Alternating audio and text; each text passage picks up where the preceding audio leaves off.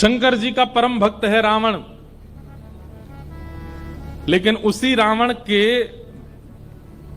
दुष्टता पर एक दिन शंकर जी बड़े चिंतित हो गए और शंकर जी ने मन में विचार किया कि भाई ये हमारा भक्त है, हम चाहते तो ऐसा है कि हमारी तीसरा नेत्र खुले और जल के भस्म हो जाए, पर गुरु को चाहिए अपने शिष्य को दंड तो दे लेकिन मृत्यु दंड ना दे। लेकिन ये काम ऐसे कर रहा है और ये आगे भी ऐसे कार्य करेगा कि इसको मृत्यु दंड ही मिलना चाहिए और मेरे द्वारा ही मिलना चाहिए, क्योंकि मेरे इष्ट राम को ही परेशान करेगा। तो क्या करें? तब शंकर जी का संकल्प हुआ कि इसके वध में कारण मैं बनूं।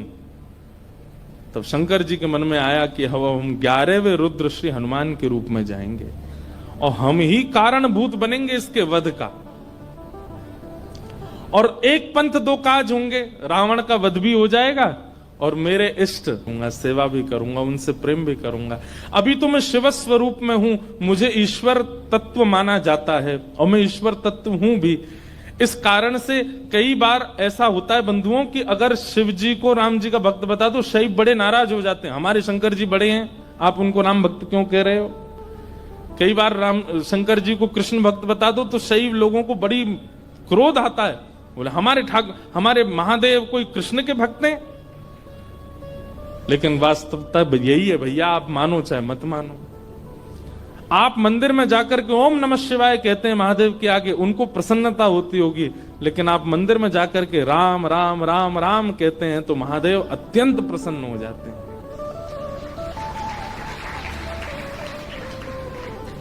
सहस्त्र नाम तत्तुल्यम राम नाम वरानने।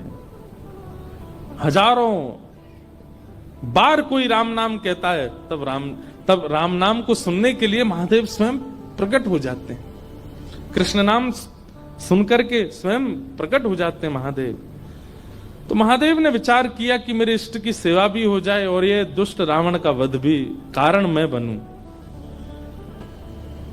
तब महादेव ने विचार किया और ऋषियों से कहा कि भाई ऐसा हमारा मन का विचार है कि हमारा ही तत्व जावे पृथ्वी पर और राम जी की सहायता करे रावण वध में, और राम जी की सेवा आराधना भी कर ले।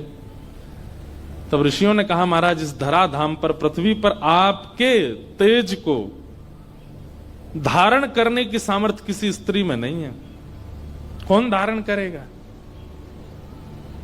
तब ब्रह्म लोक की एक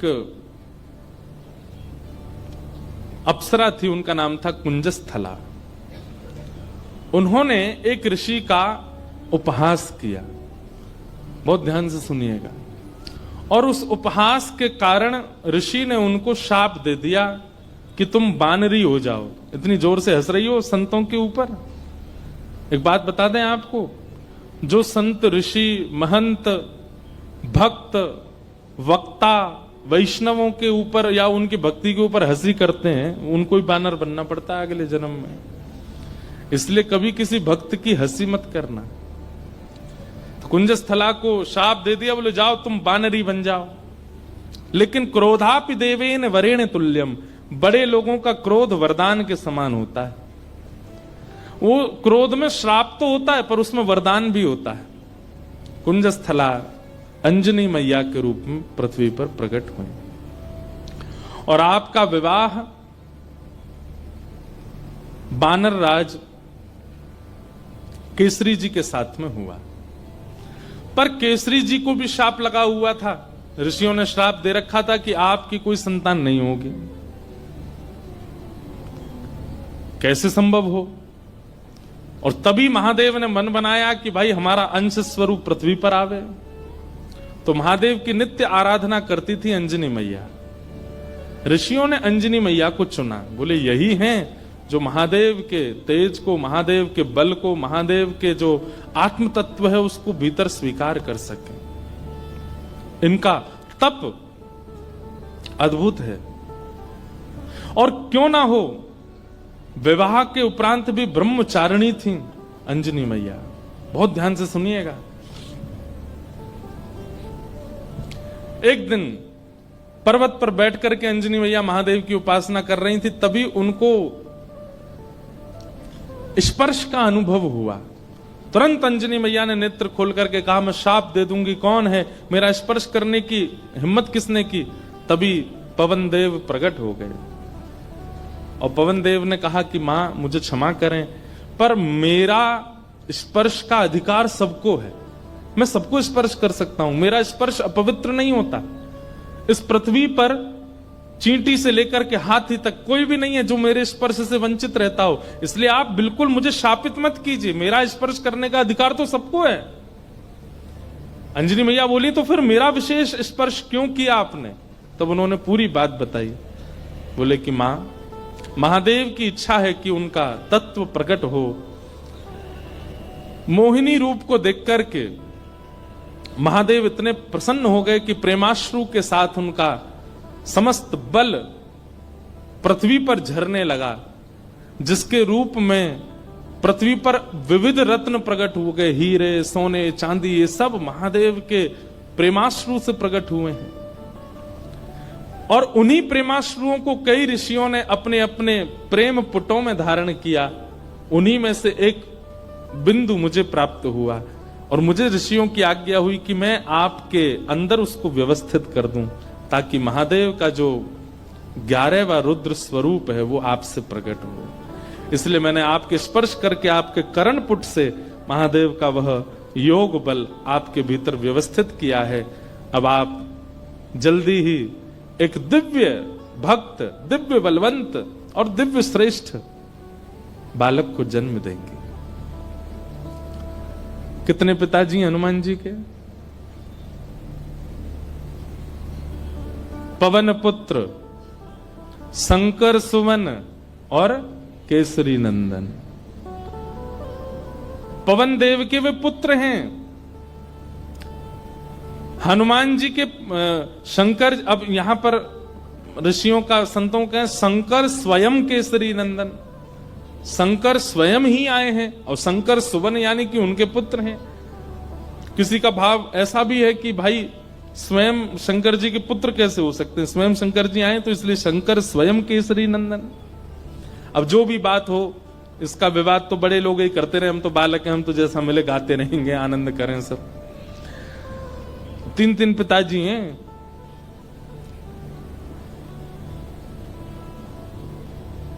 इस प्रकार आज ही के दिन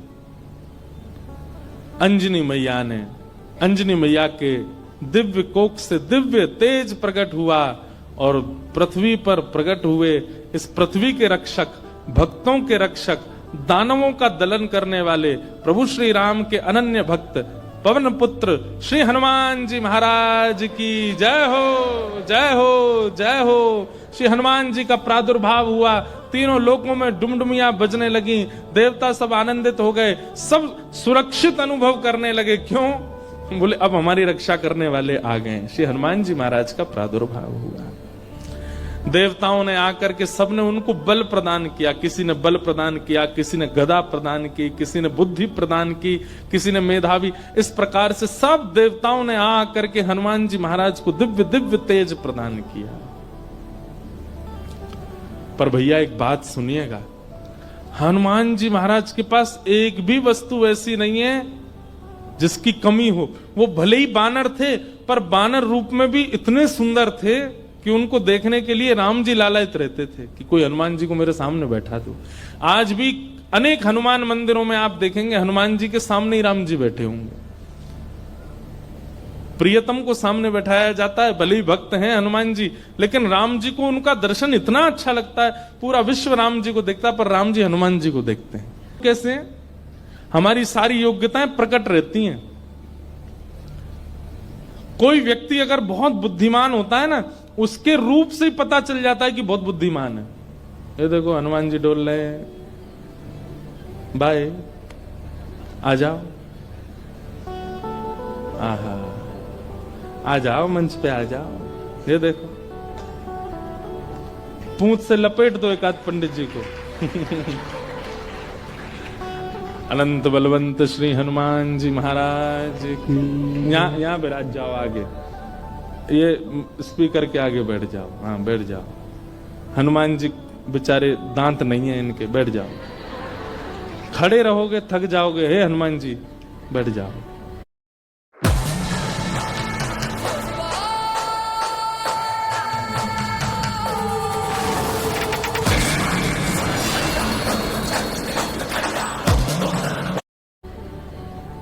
पूंछ संभाल के, गदा नीचे धर दो, गदा नीचे रख दो, थक जाओगे। बस ऐसी कथा सुनते रहो। बोलो हनुमान जी महाराज की जय। तो हनुमान चालीसा करके ही जाना सब लोग, उससे पहले मत चले जाना। हम लास्ट में ही करेंगे कि आप चले नहीं जाओ। आपसे पहले तो हमको जाना है। पर तो क्या बता रहा था मैं, हाँ हनुमान जी में सारे गुण हैं। अष्ट सिद्ध नवनिधि के दाता, असवर दीन जानकी माता। अष्ट सिद्ध नवनिधि के दाता, अष्ट सिद्धियां हैं, नवनिधियां हैं। महाराज हम पे तो एक सिद्धि आ जाए, सिद्धि नहीं भी आवे तो हम लोग फूले नहीं समाते। उन पे तो 8 सिद्धियां हैं, 9 निधियां, पर फिर भी हनुमान जी महाराज इतने दीन कैसे? भक्ति। किसी का ज्ञान प्रधान होता है, किसी का स्वरूप प्रधान होता है, किसी की योग्यताएं प्रधान होती है, पर हनुमान जी महाराज ने सबको गौड़ करके अपने भक्ति को प्रधान रखा है। अच्छा एक बात बताएं, हनुमान जी का एक गुण है, बहुत ध्यान से सुनिएगा। हम सब में कोई योग्यता आ जाती है, जैसे किसी को गाना आ जाए, किसी को बजाना आ जाए, किसी को नाचना आ जाए, तो अपने उस गुण के स्वामी हम खुद बन जाते हैं। जो भी गुण है हमारे अंदर, उस गुण के स्वामी कौन है? हम खुद बन जाते हैं। पर हनुमान जी ने अपने सारे गुणों का स्वामी राम जी को बना दिया। मेरे अंदर बल भी है तो राम जी की कृपा, मेरे अंदर बुद्धि भी है तो राम जी की कृपा, मेरे अंदर योग्यताएं भी हैं तो राम जी की कृपा। मैं सब जानता हूं पर अपने मन से कुछ नहीं करूंगा, राम जी कहेंगे तो ही करने जाऊंगा, तो ही करूंगा। पर हम लोग कैसे हैं? सारी श्रेष्ठताओं को अपने ऊपर ले लेते हैं, इसलिए हम लोगों का उससे कल्याण नहीं होता, उससे कहीं ना कहीं हमारा मन विक्षिप्त रहता है। एक लीला सुना करके फिर हनुमान चालीसा गाते हैं। ठाकुर जी भी आ गए। जैसे किसी की विदाई होती है तो कोई बहुत रोता है ना, तो उसको अंदर कमरे में ले जाके समझाते हैं। ऐसे बेचारे के समझा बुझा के लाए, बोले फिर आएंगे कोल्हापुर में, फिर भक्त चरित्र होगा, आप चल दो, ऐसे मत करो।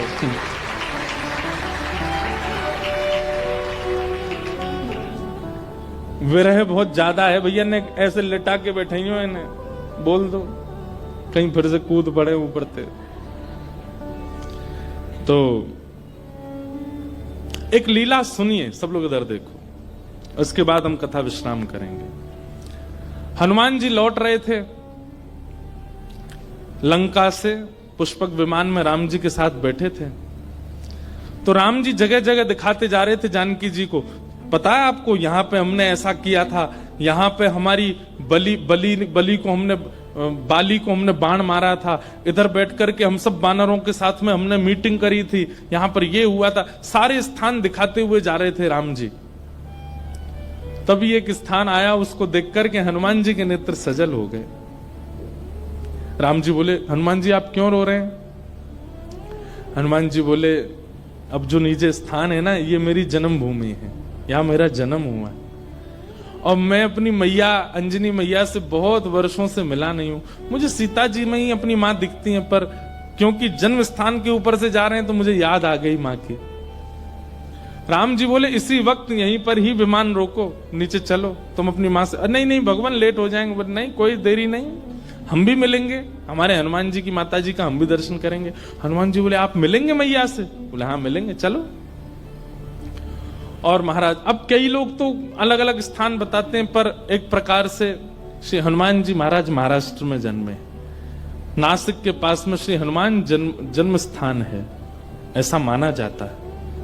सब लोग अलग अलग स्थान मानते हैं, पर हम नासिक में गत वर्ष 1 महीना थे तो वहां हमको वहीं बताया गया कि यहीं पर ही श्री हनुमान जी महाराज का जन्म हुआ। दंडक वन, दंडकारन वन। और लगता भी है वहां स्थान पर, ऐसा प्रतीत भी होता है कि हनुमान जी यहीं जन्मे होंगे। तो वहां पहुंचे और सीता जी, राम जी सब लोग गए तो देखा एक पर्वत के ऊपर नेत्र बंद करके बैठी अंजनी मैया। नेत्र खोल करके जैसे ही देखा तो सामने राम जी, जानकी जी, लक्ष्मण जी, सब वानरों की सेना और श्री हनुमान जी महाराज आ रहे हैं। अंजनी मैया के नेत्र सजल हो गए, दंडवत प्रणाम किया, बोले वाह, ऐसा पुत्र पूरे विश्व की मैयाओं को मिले जो साक्षात भगवान को लेकर के आवे। हनुमान जी को हृदय से लगा करके मैया बड़ी प्रसन्न हो गई। अरे मेरे लाल, अरे मेरे सुत, खूब पुचकारने लगी। वो प्रेम देख करके सबके नेत्र सजल हो गए। कितना प्रेम कर, हनुमान जी इतने बलवान हैं लेकिन मैया को देख करके बालवत हो गए, छोटे से लाला बन गए। जैसे एक लाला अपनी माँ के वक्ष पर ऐसे सिर रगड़ता है और माँ के गोद में बैठ जाता है, माँ के ऊपर चढ़ जाता है, ऐसे हनुमान जी चढ़ गए अपनी मैया के ऊपर। और ये श्री अंजनी मैया एक बालवत जैसे लाला को प्रेम करती हैं, ऐसे हनुमान जी को हृदय से लगा के खूब पुचकार रही हैं। हनुमान जी के नेत्र सजल हो गए, राम जी के नेत्र सजल हो गए देख करके अंजनी मैया के इस प्रेम को। अब मैया बोली लाला चल अब उतरो, देखो ठाकुर जी आए, कुछ सामग्री बनाऊं, कुछ पधराऊं इनको। सामग्री सिद्ध की अंजनी मैया ने, राम जी को अपने हाथ से भोजन पवाया। हनुमान जी आज इतने प्रसन्न हैं कि मेरी जन्मभूमि पर राम जी आए हैं। देखो हनुमान जी का एक गुण देखा आपने, हनुमान जी ने जिद नहीं की राम जी से कि मेरे घर चलो, राम जी खुद गए। यही होना चाहिए एक भक्त का स्वरूप, अपने गुरु से, अपने आचार्य की, उनकी इच्छा है जहां वहां चलो, अपनी इच्छा से नहीं। अंजनी मैया ने प्रसाद आदि के बाद पूछा कैसा रहा आपकी लंका में जो युद्ध, उसकी चर्चा तो बहुत सुनी, पर आप लोग खुद अपने मुख से बताइए कि वहां कैसा क्या रहा। हनुमान जी महाराज बोले मैं बताऊंगा, पूरे लंका कांड तो मैं ही सुनाऊंगा। सुंदर कांड से सुनाना शुरू किया हनुमान जी ने। बोले ऐसे ऐसे भगवान ने कहा पता करके आओ, और मैया मैं उड़ करके गया और जाकर के मैंने वहां पर फिर लंका जला दी, सीता जी से मिल के आए, फिर हम वापस आए, राम जी से आकर के हमने निवेदन किया, पूरी वानर सेना लेके फिर हमने सेतु बनाया, सेतु बना करके वहां गए, वहां पर लक्ष्मण भैया को शक्ति लग गई तो फिर मैं हिमालय पर जाके पर्वत लेके आया, अंजनी संजीवनी बूटी दी गई, आदि आदि पूरी कथा सुनाने लगे। सब तो प्रसन्न, लेकिन अंजनी मैया बिल्कुल प्रसन्न नहीं थी। सीता जी ने कहा मां, श्री हनुमान जी के इस ऐश्वर्य को सुनकर के आपको प्रसन्नता नहीं हुई? अंजनी मैया बोली मुझे बिल्कुल प्रसन्नता नहीं है, बल्कि मुझे तो संशय हो रहा है हनुमान के ऊपर। बोले क्यों? बोले हनुमान के होते हुए भी राम जी को इतना परिश्रम क्यों करना पड़ा? ये मेरा पुत्र हनुमान है, इसकी परवरिश ऐसी हुई है, इसका लालन पालन ऐसा हुआ है कि ये अकेला चाहे तो अपने एक बाम पाद प्रहार से पूरी लंका को रसातल में भेज सकता था। इसके रहते हुए सेतु बनाना पड़ा, लक्ष्मण भैया को शक्ति लगी, वैद्य बुलाने पड़े, इतने दिन तक युद्ध होता रहा, अहि रावण की यहां ठाकुर जी को जाकर के रहना पड़ा, और ना जाने क्या क्या। ये सब सुनकर के मेरा मन बहुत विचलित हो रहा है। मुझे लग रहा है कि हनुमान तुम्हारे रहते हुए राम जी को इतना श्रम करना क्यों पड़ा? अरे तुम्हारे लिए तो बाएं हाथ का खेल है, तुम जाकर के पूरी लंका का नष्ट करके रावण को रसातल में फेंक करके सीता जी को कंधे पे बैठा करके ले आते तुम। इतना श्रम करने की आवश्यकता ही नहीं थी, करना क्यों पड़ा? तो ये बात सुनकर के और तो किसी के मन में नहीं, पर लक्ष्मण जी के मन में थोड़ा सा आया कि मैया को कुछ ज्यादा ही बल का ये मान है कि बहुत ज्यादा बलवान है। अरे ठीक है, हनुमान जी हो गई लीला पूरी, अब इतना क्रोध क्यों कर रही है बेचारी उन पे? अंजनी मैया समझ गई, लक्ष्मण जी अभी समझ नहीं रहे कि मैं क्या कहना चाह रही हूं। तभी अंजनी मैया एक दूर पर्वत पर गई और वहां पर्वत पर जाकर के हनुमान जी को टकटकी लगा के देखने लगी। तो हनुमान जी को देखते देखते अंजनी मैया के चित्त में वात्सल्य उमड़ा और वही वात्सल्य उनके पयोधर से दुग्ध बन करके बहने लगा। एक बूंद दुग्ध की पयोधर से निकल करके जैसे ही उस पर्वत खंड पर गिरी, पर्वत बीच से विदीर्ण हो गया, ज्वालामुखी प्रकट हो गई, काले काले बादल आकाश में छा गए, पृथ्वी डामाडोल हो गई। लक्ष्मण लाल जी बोले ये क्या था? अंजनी मैया बोली ये अंजनी के पयोधर के दुग्ध के एक बिंदु का ये असर है। जिस बिंदु को पृथ्वी और ये पर्वत नहीं सहन कर पाते, उस बिंदु, उस दुग्ध में पला बड़ा है हनुमान। उसको अपने गर्भ में धारण किया हनुमान ने। अंजनी के दूध को गर्भ में धारण करने की सामर्थ्य किसी की नहीं है।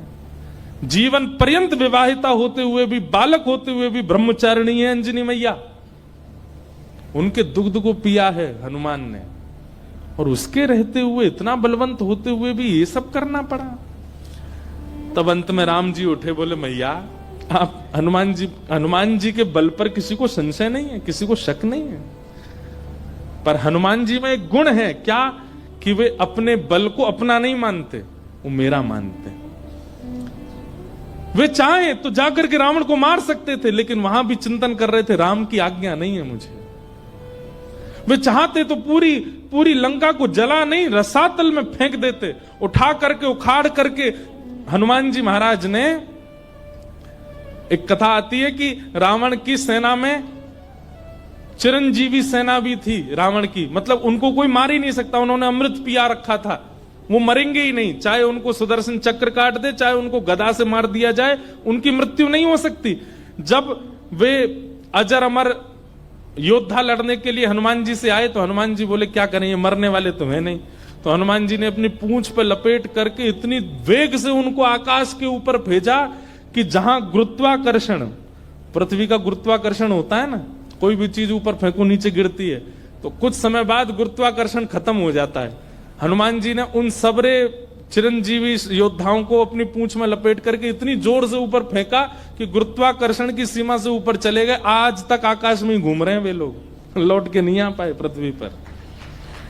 तो श्री हनुमान जी महाराज के बल में किसी को संशय नहीं है, पर राम जी कहते हैं तब प्रताप रघुनाथ, वो अपने प्रत्येक बल को मेरा प्रताप मानते हैं। मेरी आज्ञा नहीं थी रावण को मारने की, मेरी आज्ञा नहीं थी लंका को रसातल में फेंकने की। अगर आज्ञा होती तो ये सब करने की आवश्यकता नहीं थी। अकेला हनुमान जाकर के सब क्रिया कर सकता था, लेकिन आप सौभाग्यशाली हैं मैया, आपका लाला इतना बलवंत, इतना बुद्धिवंत, इतना योग्य होते हुए भी मेरे अधीन रहता है, अपने योग्यता को नहीं मानता। तब अंजनी मैया प्रसन्न हुई, हनुमान जी को हृदय से लगाया। ऐसे श्री हनुमान जी महाराज